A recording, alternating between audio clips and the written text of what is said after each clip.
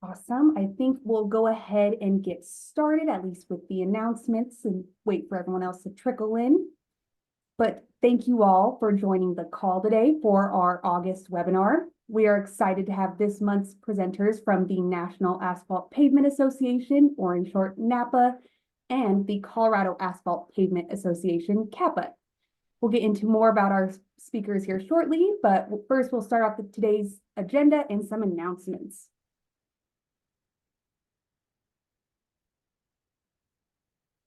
Awesome. So first for the agenda, I'll begin for the first 5 or so minutes with the welcome, some news, the Carbon Leadership Forum overview, and our speaker introductions.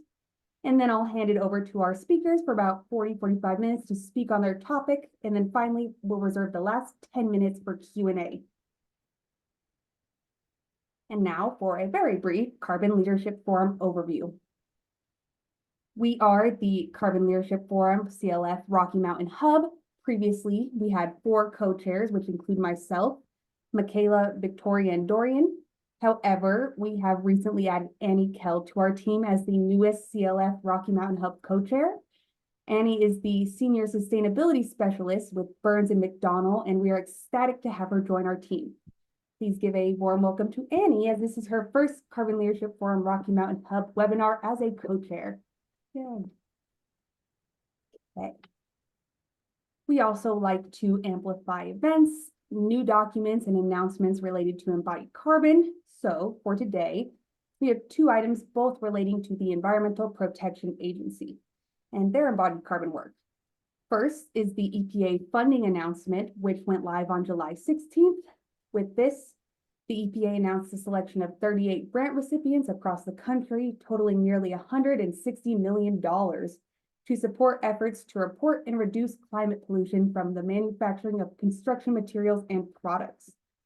One of the organizations selected for funding was the National Asphalt Pavement Association, so it's awesome to have them on the call today after being selected as one of the grant recipients. Good work, guys. And next up, we would also like to mention the EPA program for low embodied carbon construction materials. With this, the EPA is implementing a new label program to help federal and other purchasers find and buy cleaner, more climate-friendly construction materials. On August 7th, the EPA issued its label program approach for identifying low embodied carbon construction materials. So this label program will define what constitutes clean construction materials. So there's lots of awesome progress happening at the federal level currently.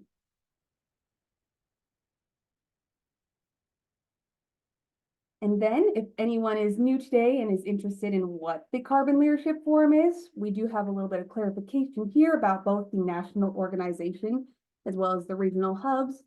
Essentially, our regional hubs focus on educating local communities about ways to reduce embodied carbon or good practices.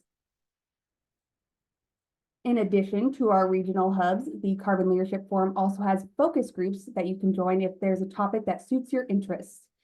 There are 15 total focus groups as shown here, with the bottom 5 being the newest additions.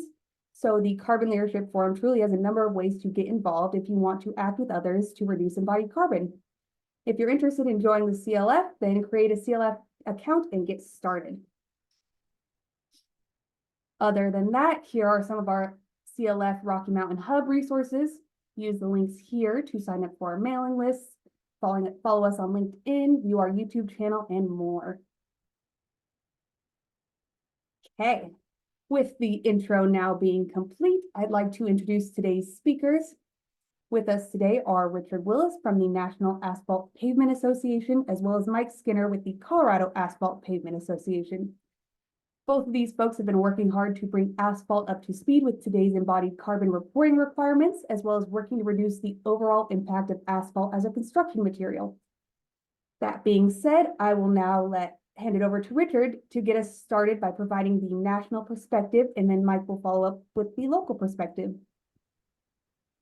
Well, thank you all very much, and we appreciate the opportunity to talk to y'all today for a few minutes.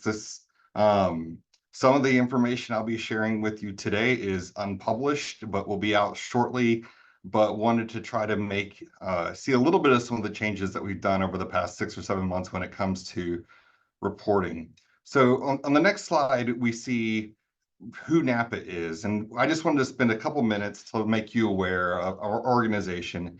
And really, our goal as an organization is simple. It's to advance asphalt pavements and this industry through leadership, stewardship, and membership engagement. And stewardship is really about protecting the industry as well as protecting the environment and making sure that we understand that where we're going, and that is our vision of a sustainable transportation infrastructure that paves the way for thriving communities and commerce. And so we're excited about some of the things that have been going on and the opportunity to participate and lead in this space.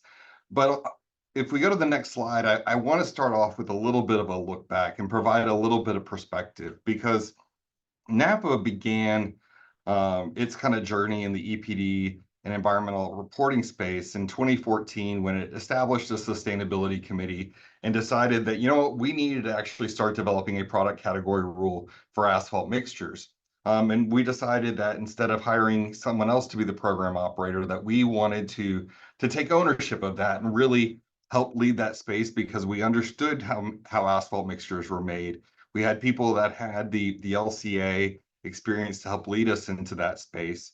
And so in 2017, we produced our first PCR for asphalt mixtures. Now, on the next slide, we'll see the key components of our current program. And that is our general program instructions, which you have to have as a program operator, that tells you kind of the guidelines of how do you do your work. We tried to do the best we could in terms of developing a program. And so we did an underlying LCA that our then product category rules were built on. And we try to have as much stakeholder engagement during that product category rule development process by having local agencies, state agencies, federal agencies, industry, all on board to help try to put together the most robust set of rules that we could for the development of our EPDs. Well, NAPA wasn't the first. It was one of the first program operators to develop a software tool that would allow contractors to easily produce EPDs at a relatively low cost. We saw that as one of the major barriers to implementation of this. But just because you build it doesn't mean they will always come. If you go to the next slide, when you see our progress in 5 years from the time we launched our program in April of 2022 or 2017 to March of 2022, we had 18 plants across the country with 44 published EPDs. There hadn't been a lot of uptick. There had not been a lot of people that were producing EPDs. And the reality is nobody was in the industry for them. They'd been used in the vertical construction space for a while. And so you were talking to people about hundreds and thousands of concrete EPDs that were out there, but nobody was still really asking for that from the industry. And things like the Inflation Reduction Act had not passed yet, which kind of gave us a clear signal that things were going to change. So compare that to the next slide, which shows May of 2024, where at that point we had 284 plants that had published EPDs, almost 2,600 in 44 states across the country. And in that 2-year span, a lot happened in terms of policy changes, which happened, legislative pushes. EDC 7 came out, which helped really look at states and see if they were interested in EPDs. And so we had a lot of change happen in a very short period of time, which really then spurred kind of some of the next level efforts. And what I want to spend a little bit more time on today, which is NAPA's approach to benchmarking. So if you go on to the next slide, when the Inflation Reduction Act came out, we didn't know what was going to happen. We didn't know how some of these low carbon transportation material programs were going to be developed by FHWA or EPA and GSA. But when we saw the EPA's interim determination come out officially in January of 2023, and saw that we were going to have to start developing percentiles and benchmarks, we knew that we were in a place that we needed to put forth some effort. And so very quickly after the interim determination came out, the GSA came out with their lower embodied carbon materials program. And as an industry, it was something that we really challenged. It was something that we saw as potentially problematic because it was a one-size-fits-all approach for the entire industry. And it didn't matter if you were making a land port of entry mix versus a parking lot mix. It was one number. It didn't matter whether you were getting in Florida, who has no aggregate, versus a state that may be aggregate rich. You had one number that you had to meet. And so these numbers are being applied to 157 projects across the country, and they're emphasizing product and facility specific EPDs, which is the great thing about the asphalt program is we can do that. Now, that number came out, or that program came out, and we knew that FHWA still had a program to come out as well. And so if we go to the next slide, one of the things that NAPA did is very early on, right after GSA came out, we reached out to EPA, FAA, FHWA, GSA, and said, listen, we need to figure out a way to try to implement this program in a way that's going to be meaningful. That's not going to pick winners and losers and make it where some people don't even have to try to meet these numbers. And some people look at those numbers and say, I never even have a chance. Why are we going to put forth any effort?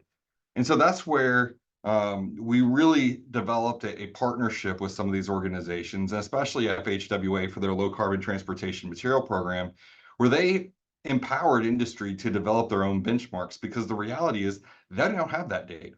They don't understand that data.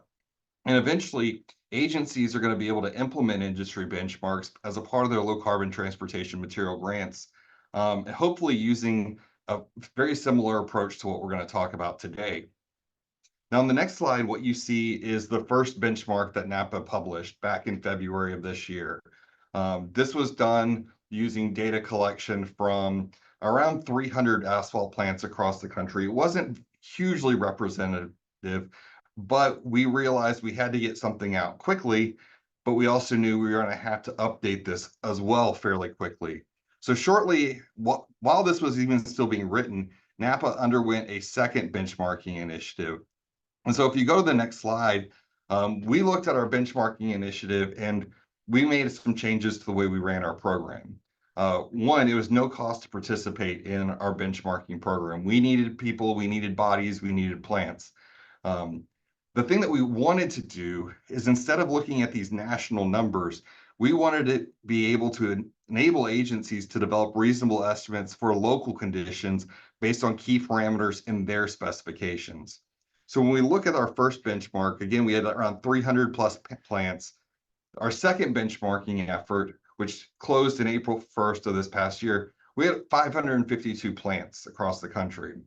And while you look at some states and see, wow, there's a lot of participation in one state versus others, if you go to the next slide, you'll see the participation a little bit different. And what we actually did is divided the number of plants that participated by million tons produced in the state.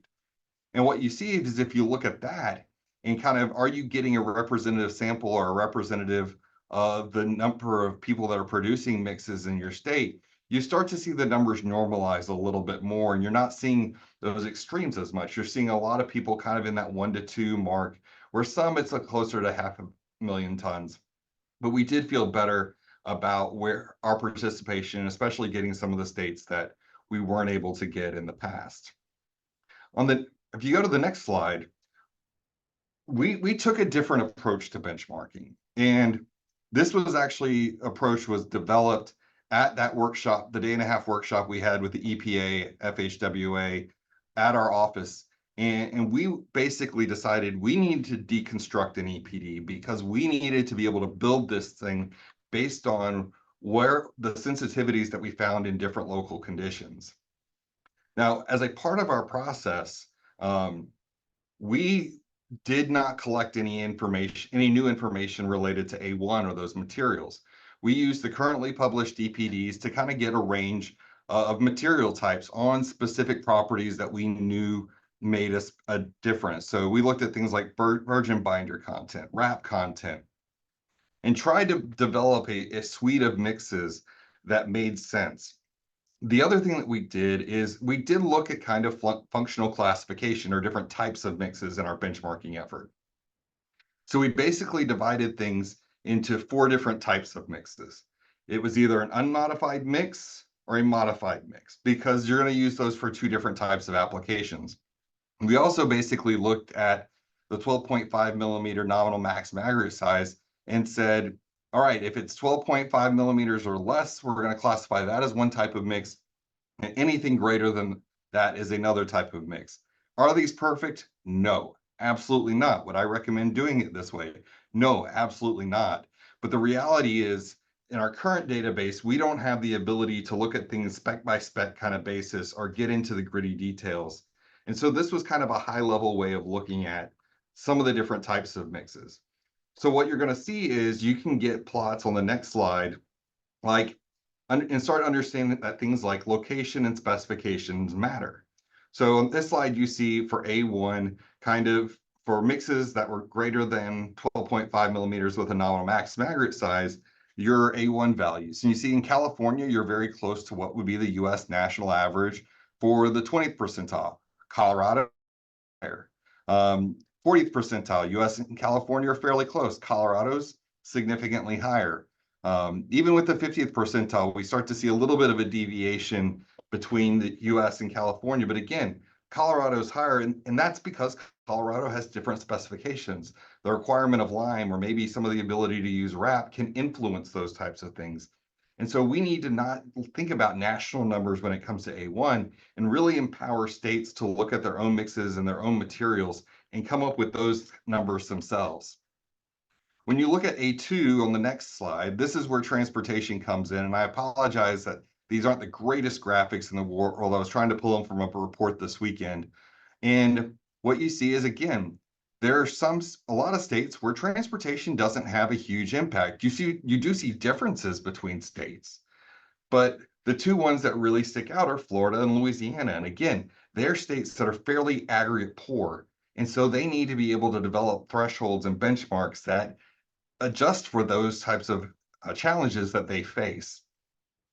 But that, again, it wasn't surprised. This was something that was fairly consistent with our first benchmark in terms of Florida and Louisiana kind of being called out for their differences compared to everybody else.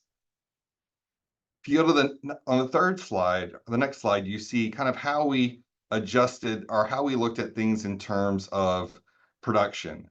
And we did production analyses really two ways. And the first way was we did look at things in terms of climate regions that have been developed for AASHTO or LTPP across the country. And we have the wet freeze, wet non-freeze, dry non-freeze, because we expect things like temperature and moisture to really impact how much energy a plant has to use to produce their mix. But other things impact that as well. Availability of fuels. There may be a plant that's in a dry, warm place, but their numbers are going to be pretty high because they don't have access to things like natural gas. And what we saw was, when we looked at things on a state-by-state basis, we did see some pretty significant deviation. I'm trying to figure out right now why Hawaii came out so high in terms of their GWP by state. It may be fuel type available, but you do see some spreads start to happen, and specifically in states like Alabama and Utah, where there's a lot more deviation and that energy usage isn't quite as tight. Now, what this means is if you go to the next slide, this was a slide that WAP put together for us as a part of the development of it, is when you put all of this kind of stuff together, it shows you that specifications, location really do matter, because if you go to California, you're looking at it from the dry freeze area, guess what? It's going to, if you click forward 3 or 4 times, that would be great. It's going to be that it's better than the GSA almost everywhere. It's easier for you to kind of meet those specifications. If you go to California but you're in the dry no freeze area, because of the way your data came out, it's easy to qualify. You can get under that 40 or 50%, but it's not easy to excel. You're going to be in some challenges based upon that. If you're in Florida, you got no chance. And again, kind of going back to where Colorado is with some of it, that it's easy to qualify but not excel. But again, that's also depending on your stamp. That's assuming you are using an unmodified asphalt binder with a fairly average amount of wrap. And so when you start to pull levers, like you need something that's modified, again, the one size fits all philosophy is really a struggle. So if you go to the next slide, what you'll see is the cover of the report that we are finalizing. Hopefully it will be out in the coming days, but at latest by mid-September, our person who does layout is going on vacation for a few days starting next week. But this will be an updated version of our SIP 108 that shows more granular level data for state-by-state analysis and really outlines how states can go about and be empowered to create these benchmarks for themselves and how to do that. So if you go to the next slide, then we're going to take a little bit of a turn because I was asked to also not just talk a little bit about our benchmarking, but talk a little bit about the grant that NAPA was selected. And we were lucky enough to be a part of that announcement on July 16th. When you look at ours, we led one $10 million grant, and we're actually a sub on another one. And both of these are 5 years in length. So I really want to just kind of stay high level on what these are. And so if you go to the next slide, what you'll see is the team that we put together for our grant. Is we realized that we weren't the experts on everything. We understood the Emerald Eco-Label really well, but we had 5 different universities that are partners on this: Auburn University, University of Nevada at Reno, University of Washington, University of New Hampshire, and Oklahoma State. And we also have 2 asphalt companies that were partners on this because they're going to allow us to turn their asphalt plants into some pretty cool laboratories with some new equipment and sensors to help us better understand what's happening in an asphalt plant while we're making our mix. On the next slide, we see the basics of the grant. And again, it's management reporting stuff you always have to do, but the big 3 buckets are robust and widely available EPDs for asphalt mixtures. This is going to include a rebate program for contractors and additive suppliers to get their material into the Emerald Eco-Label, a mid-cycle update to comply to the EPA's recent PCR guidance, the 5-year update. We're going to be putting out we're going to be developing a PCR committee for dry mix additives. We're going to be filling in data gaps. And so we are really trying to make the current program that we have more robust and easier to access. The second part is enabling whole life cycle assessment for flexible pavements. We don't know exactly what that's going to look like right now. We don't know whether that's a PCR or an LCA standard, but there have been a lot of people that have been saying, we've got to start looking beyond the gate. We've got to start thinking about things like performance. And this is actually going to give us the capability to do that. We're going to be developing a consensus-based group to really flesh this out and work on it over the next year or so.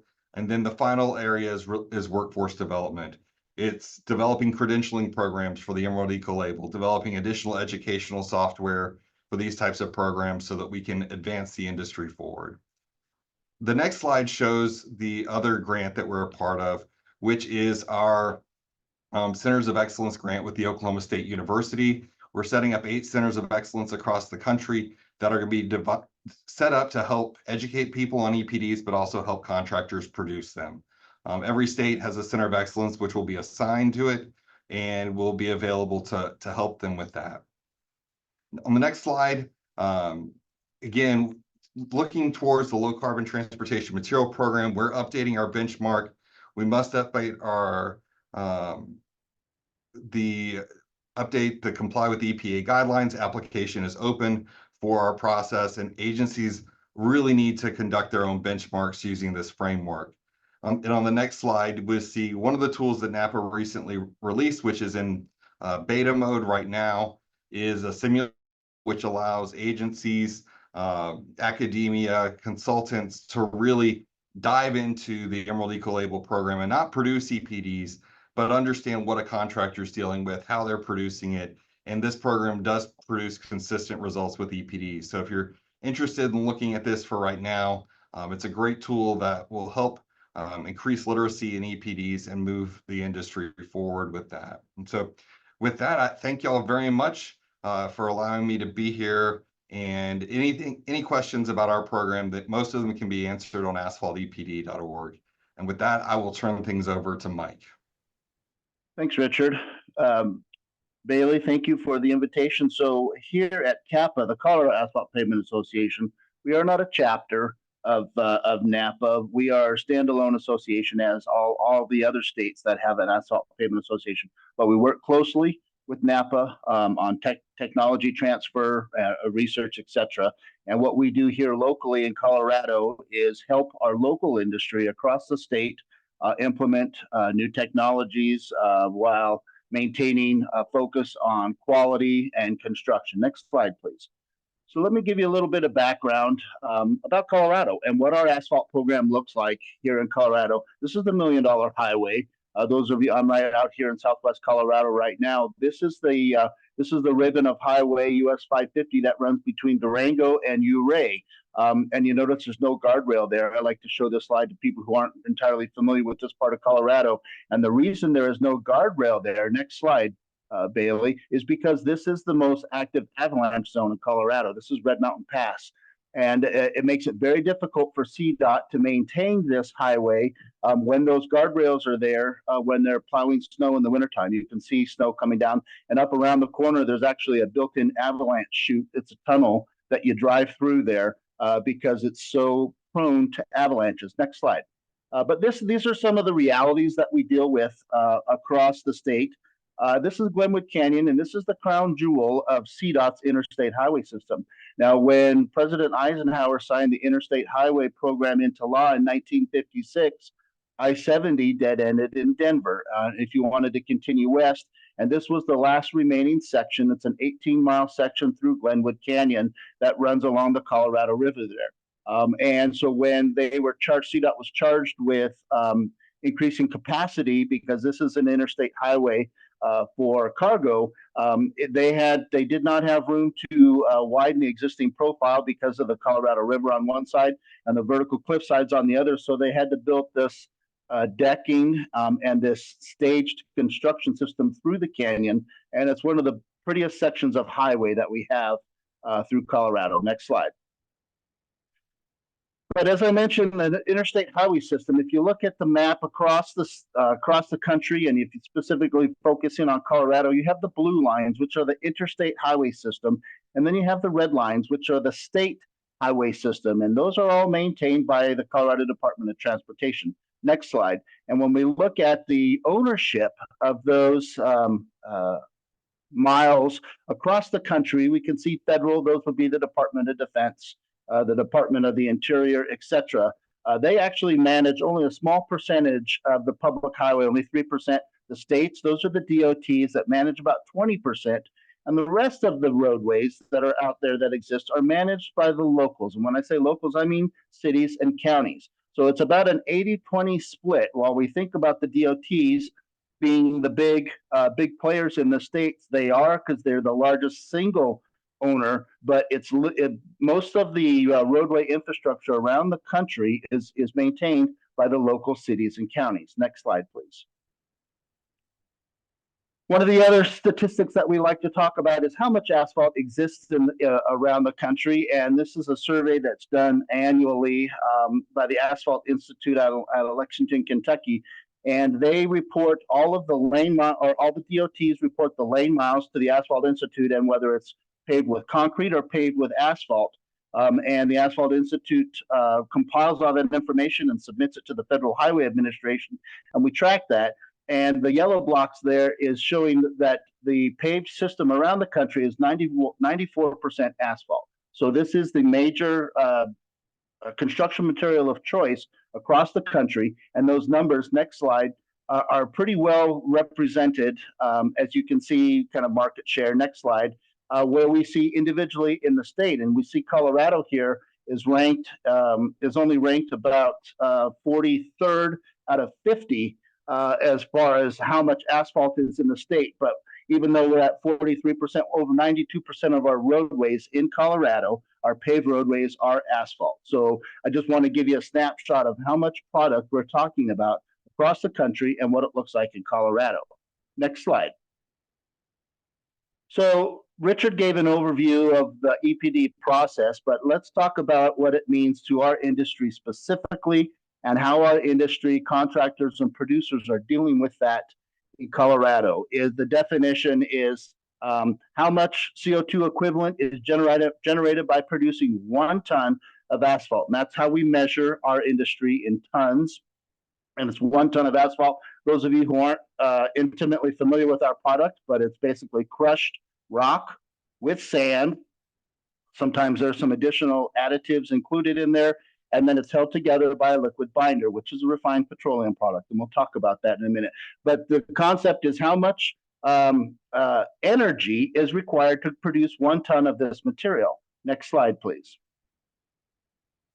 Around Colorado, we have 65 stationary asphalt plants. Those are identified in green, and those are serving, while a majority of them are along the Front Range, up and down from Colorado Springs up to Fort Collins on the Front Range. But also, and this is serving the CDOT market, this is serving the city and county market, and this is serving the commercial and private residential subdivision market that is it's exploding across Colorado and serving our market. We have 64 counties in Colorado, and these plants are serving 42 of those 65 counties.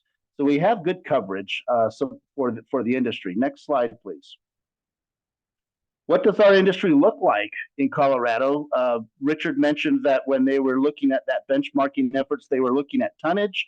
We produce here in Colorado about 9 million tons annually. Where does that tonnage go, and how does it get used? CDOT absorbs about 25% of that tonnage for our interstate highway system and our state highway system.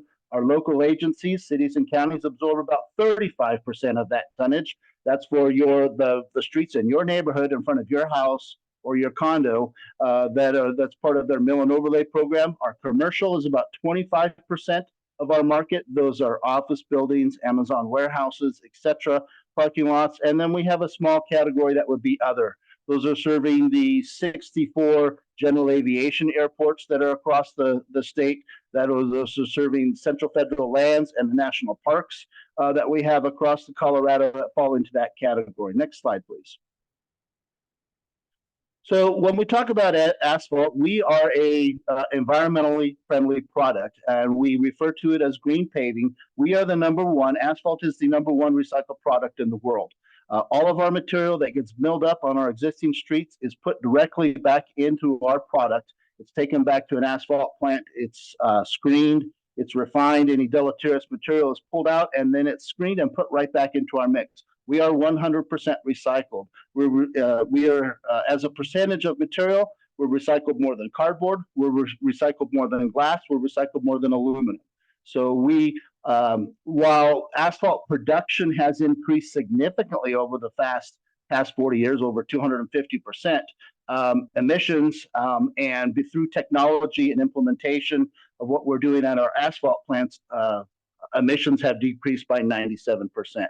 Now, I want to talk about emissions for just a moment. If you're driving by an asphalt facility and you see white material, steam, or you may think it's smoke, it is not. It is steam, white, coming out of the top of an asphalt plant. Those are not emissions. Those are not toxic emissions. That is steam. The way asphalt works is we take these crushed rock particles and we have to heat them up to get the black binder, the liquid material, to stick to the rock. So we take this rock and we run it through a drum, very hot drum, and evaporate all of the moisture that's on that rock and sand. That's what you see the emissions coming out of the top of a stack of an asphalt, the steam emission coming from the drying process of aggregates. Next slide, please. Our industry is a green industry. We operate within all federal, local, and state environmental guidelines, from health requirements, from the Environmental Protection Agency at the state level through the Department of Public Health and Environment. All of our plants operate within our specified requirements. Next slide, please. So let's talk about EPDs and what we're doing to increase our environmental footprint and what we call paving green. Next slide. So President Biden has recently claimed that we need as a nation to accelerate our transition to clean energy. And then he followed up his statement, I guarantee you we're going to end fossil fuel. And so as a petroleum-based industry, which we are, the asphalt industry is a refined petroleum product.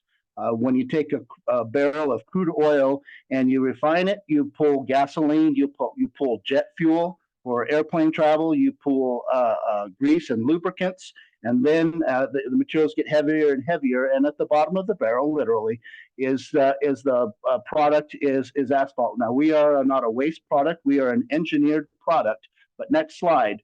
When we talk about phasing out fossil fuels as a heavy highway industry, meaning heavy highway infrastructure, horizontal construction, our two prime construction materials, asphalt and concrete, are very dependent, entirely dependent on fossil fuels. The asphalt industry, clearly because we are a refined petroleum product, but the concrete industry is also petroleum-based, but a carbon-based industry because of the formation of cement. Cement is the powder that you add to concrete, and when you get it wet and you add rocks, that makes concrete. But we're talking about the creation of cement.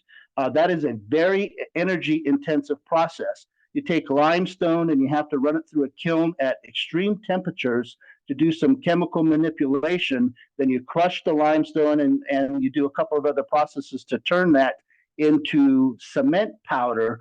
But all of those cement plants are coal-fired power plants. So our industry is tied at the hip to petroleum-based fossil fuels. Next slide. So I would leave you with this comment.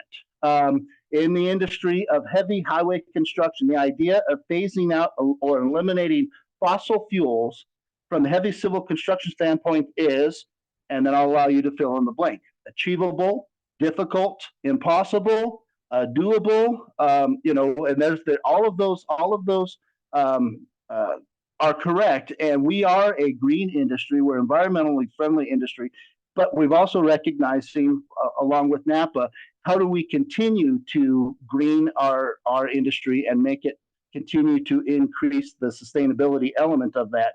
And that's where the EPDs are coming in. So let's talk specific EPDs here in Colorado now. Next slide, Bailey.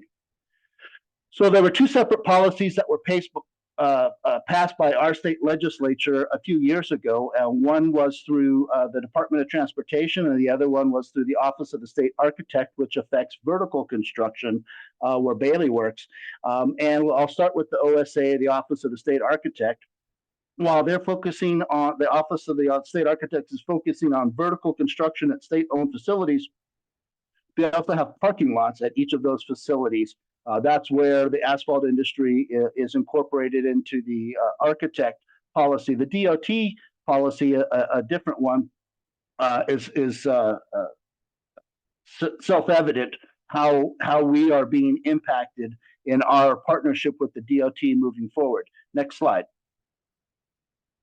As Richard mentioned, A1 and A2 and A3 and beyond the gate, here's just a quick snapshot of what we're talking about. When we're producing an EPD right now, we're trying to capture how much energy is required to do A1, A2, A3. And when we talk about materials, think about it this way. How much energy is required to extract gravel out of the ground?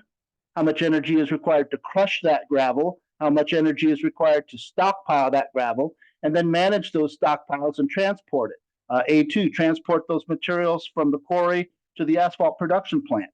There are transport costs to do that. And then when you actually get to the asphalt plant itself, what are the energy costs associated with that? Are we using liquid natural gas? Are we using waste products to run and heat those facilities? Those all come at an energy cost. So when we talk about reducing the environmental footprint to produce a ton of asphalt, like I said, the easy way to think about this is how can we reduce the energy consumption to do all of these? We can do better things to create the materials to transport, and then there are some efficiencies that we can incorporate at the plants to make them more energy efficient and reduce overall energy consumption. Next slide, please.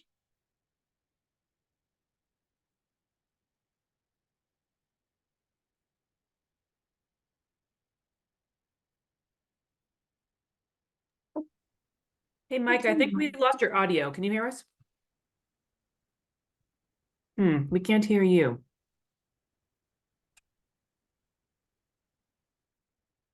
Is that okay? Can you hear me? There you go. Yeah, perfect. Thanks.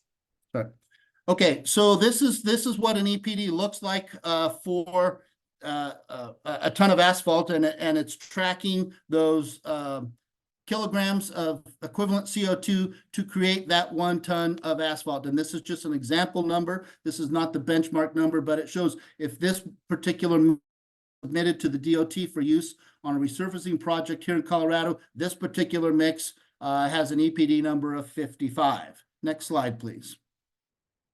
This is what the range of EPDs are looking like in Colorado right now. We have over 100 EPDs that have been produced. It's close to about 120 right now. On the low end, we're seeing at about 53 kilograms of CO2 equivalent, and on the high end, we're seeing a 145. Why such a range? Because different materials, different specifications, working in different parts of the state. We have different material requirements. If we're working on top of Vail Pass, which is at 11,000 feet in elevation, we have to use different materials. We have to because the cracking potential in the cold weather. So as Richard mentioned, specifications can impact EPDs significantly, and that's what we're seeing here in Colorado. The average right now is running in that 75 plus or minus in that range there. But that's a good snapshot of what it looks like here in Colorado. Next slide, please. If I plot them up on a bell curve, I can see where most of them are following. And again, this is typically specification driven on one side, on the left side of the curve.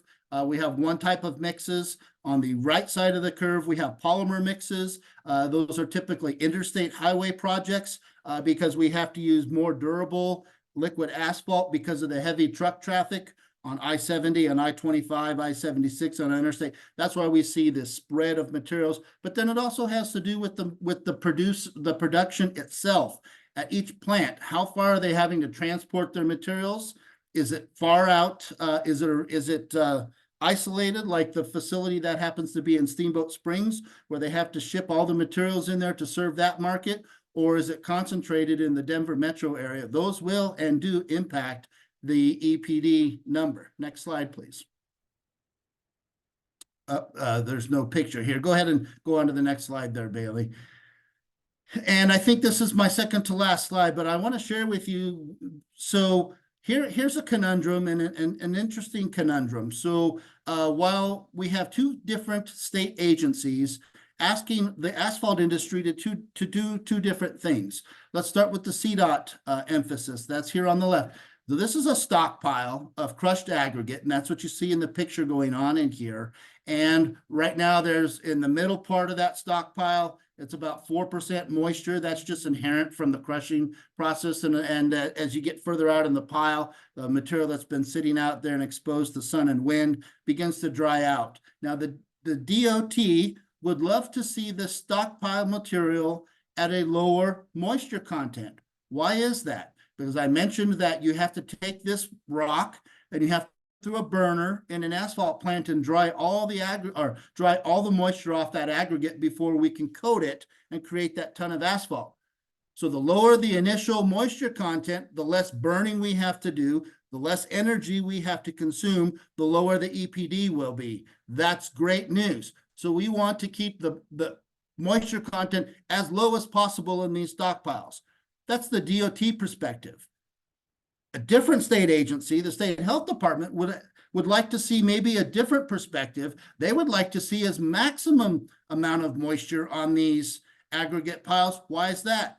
For air particulates and the brown cloud that we have to deal with in Colorado along the Front Range. And how do we minimize particulates and dust? So by keeping moisture contents higher, that puts industry right in the middle. We have two competing state agencies that would like to see exact opposite procedures on a stockpile management process, but they're both trying to accomplish the same goal and increase the sustainability, but they have two competing measures. So this is some difficulties that we encounter as an industry, and how we work with both state agencies to stay in compliance, but also to meet the end goal of becoming an increased sustainable product.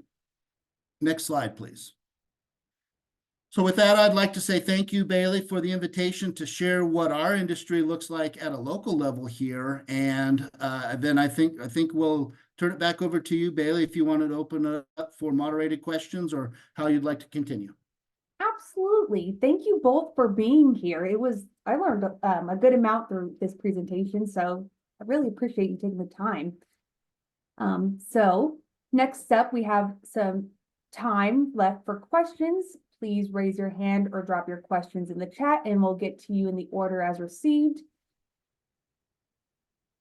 I believe there was one question kind of aiming at tar sand extraction and how that is handled. Would either of you like to take a stab at that?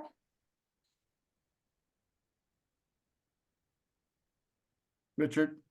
Well, if you're talking about things from like looking at it from kind of an EPD perspective, the Asphalt Institute is the group that really is in charge of that. Their LCA that they developed and I think published in 2019 was actually fairly heavy on the oil sands. And I'll actually ask that. I was like, oil sands, well, oil sands and tar sands are many times called the same thing. They are not. Oil sands is actually the technical term because oil and tar are distinctly different materials. But the Asphalt Institute is the one that's capturing that type of effort in their LCAs. And I believe it's a part of what they're doing right now with the PCR that they're looking at. But I have not been involved in that process. We handle things from more the mixed side of things than the liquid side. I would echo that, Bailey, here at the local level, at the state level, that's much further up the chain. That's initial collection of raw material, and by the time we're dealing with it here at the state, it's a refined engineered product. Would you be able to recognize that as a blind spot, please?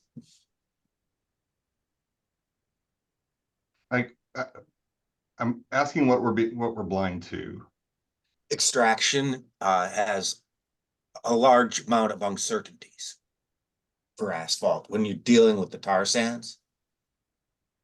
I would say it's something I'm unfamiliar with. I do not know at the level at which the Asphalt Institute's LCA experts evaluated that.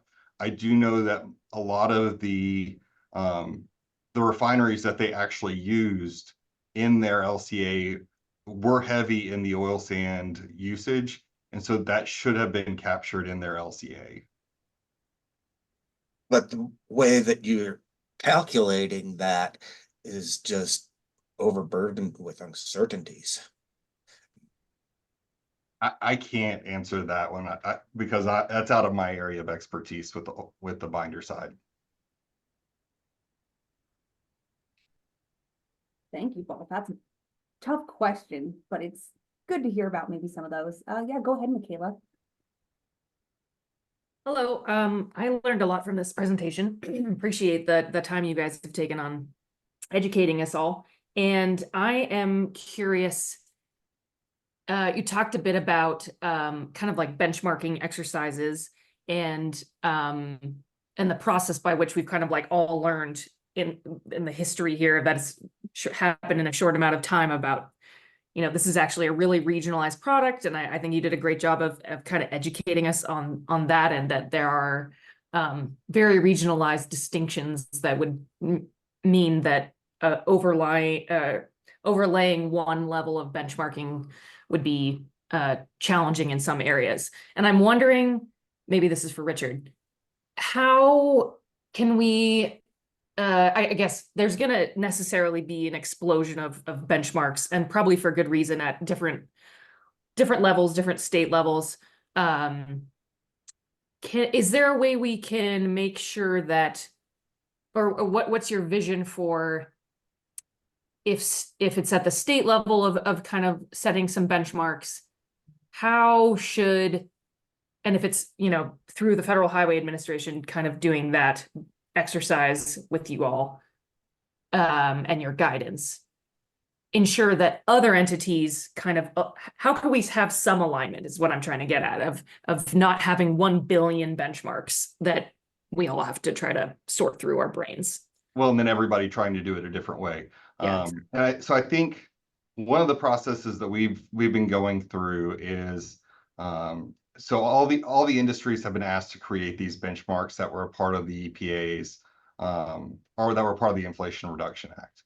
And what FHWA has set up is a process where we submitted our benchmark studies to them, and they had a panel of subject matter experts review it. And basically, fingers crossed, the subject matter experts come back with a positive report back to FHWA, and then FHWA points to our process and says, this is what you should be following if you're going to be a part of the low carbon transportation material program for asphalt.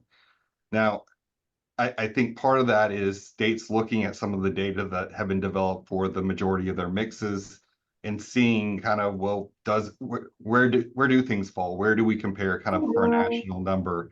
And that requires getting a lot more data. Like you saw, where we had more than 3 companies participate, we were able to try to provide state level data. Well, eventually it would be nice to be able to get even more hyper local than that, so that if the city of Denver was creating a benchmark, it might not be having to use data from other parts of the state. I don't know the geography and kind of how everything lines up with EPDs across the state there. Simulator tool allows states to do is, hopefully this fall we'll be developing kind of a batch upload where a state could take their approved mix designs, put it into the simulator tool, and it would develop the cumulative distribution for them to kind of make it a little bit easier and look at approved mixes to see where they kind of fall. It's going to be a lot of numbers that are going to be out there. And the reason is because there's 3,500 asphalt plants across the country, where you're looking at some of the other materials like your flat glass and steel, where you're talking dozens of manufacturers across the country. And again, like we said, specifications really, really matter. And if we want these types of programs to succeed, there's got to be some flexibility for those types. But I do think that there are opportunities for kind of bundling some things together, but that's states partnering with some of their academic institutes to do sensitivity analyses in their area and what makes sense. Cool, thanks. Michaela, I'll follow up on Richard's comments there.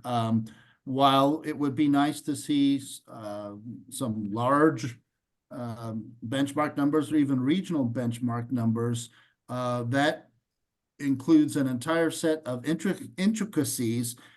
Think about it for like this for just a moment. Each state DOT has its own set of specifications, but they all maintain the interstate highway system. So why does Iowa need a different set of specifications from Indiana when they have the same interstate that drives across it with the same traffic? Because Iowa and Indiana have different materials, aggregates and different materials available. So each region has its own specifications. And I think we've already driven the point that how much that's driving the impact on what we see. So while it would be nice to have some overall guidance about what an EPD will look like, it's really going to be, they're going to be localized and continue to be that way because of the impacts that's driving from it's material driven. Beautifully Thanks. answered, both of you. Thank you for that. Another question from the chat was, how do we access the simulator? And Richard got back in the chat mentioning that you can access the simulator at asphaltepd.org. You'll need to create an account and then an email to gain access. I just wanted to make sure we highlighted that for everyone. Another question in the chat. Are you able to talk a bit about the impact of lower temperature application, such as warm mix asphalt and decreasing asphalt mix GWP? And how does this compare to other methods you're seeing to decrease asphalt mix GWP? So this is always a fun question with our EPD program right now, because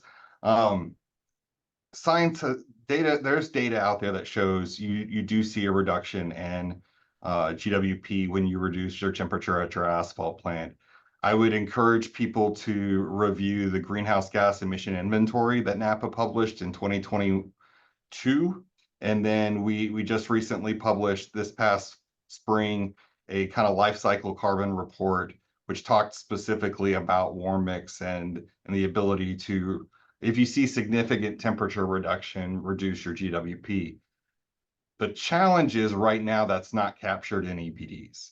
And the reason is the models that people have been using in the past to estimate kind of temperature or emission reduction for temperature, they weren't robust enough to really put into LCA and EPDs and be a part of that program. So if a contractor is running reduced temperatures all the time, you're going to see that benefit in the EPD. However, if they're doing it part-time, it'll be there sometimes. Or it'll give you a little bit of advantage, but it'll also give that same kind of advantage to the mixtures that you're running hotter, because you basically take its energy divided by tons of mix produced over the course of a 12-month period. Now, the good thing is we are in the middle of doing the research that's going to develop that model. So by our 2027 update, will be able to be captured in the program. When you think about this, like even though Coca-Cola started doing this in the 60s and 70s, we've only been doing this in pavements really since around 2010.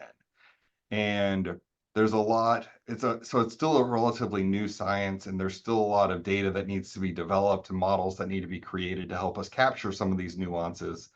And luckily, we've been fortunate enough to be able to have a pot of money where we can pay for that effort to be done. That's currently being done at the National Center for Asphalt Technology, and the EPA is helping us validate some of that with those asphalt plants that we talked about in the grant. So CPI and Lindy Paving will be helping us do some of those measurements to validate that effort.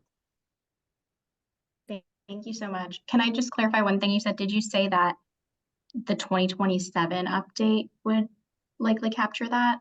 It should. Our plans are, the research is going to be completed early next year. Then we will have a year for 2025 to do validation on it.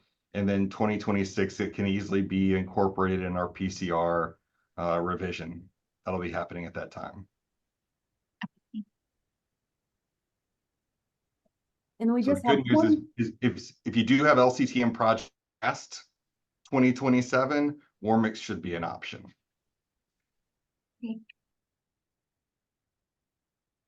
Thanks, Richard.